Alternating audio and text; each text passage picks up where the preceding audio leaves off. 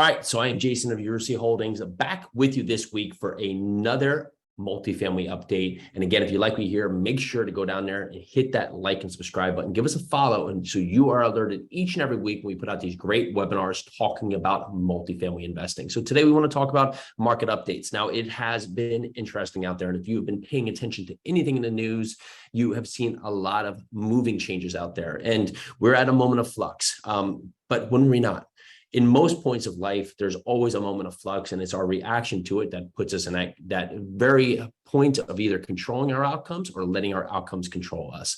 So, of course, we have the Fed, who is making a lot of moves right now, trying to control inflation. And each point where we think we are going to hear something that's going to work in our favor, we're going to start to see inflation regressing, right? Starting to get back to that tried and true number of 2%, which the Fed really is targeted on. We keep getting surprised.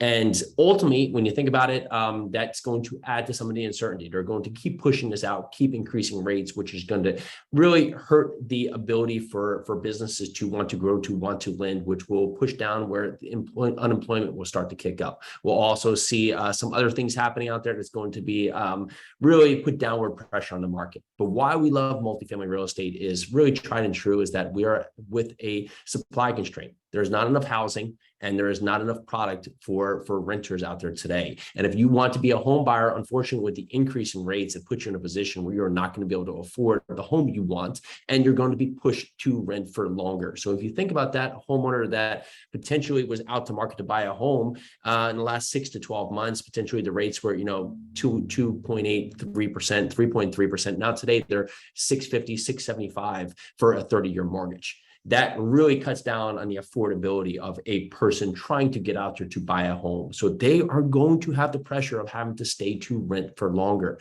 And now, noting that we see that with 4 to 5 or 6 million homes short again this decade, well, the rentals are going to be sparse.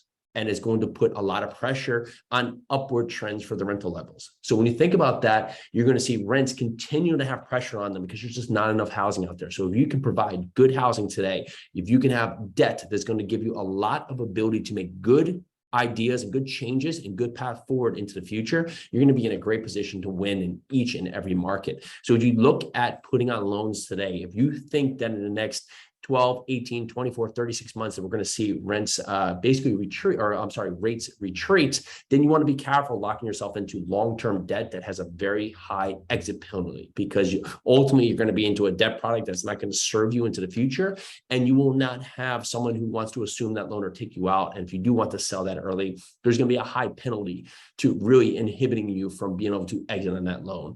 So the goal here today is to look at your products, find products that are in high growth markets, high desirable markets that you're going to continue to see a lot of growth within jobs and a lot of jobs diversity. And if you can find those products, have cash flow, have reserves, have long-term debt with multiple options for you, you will be able to sustain any pattern that is in a moment of uncertainty. So as you go forward, September has been another month with a lot of pieces that have yet to unravel, and we will continue to see this, and it may be another 12 or 24 months of this. So stay patient, stay calm, look at your decisions, make sure you are making a rash decision, and you are taking a moment to dissect on if this meets your business goals, how this can potentially be good for you, not only today, but 12 months, 18 months, 24 months, 36 months down the road, and where that fits on the schedule of your investment criteria.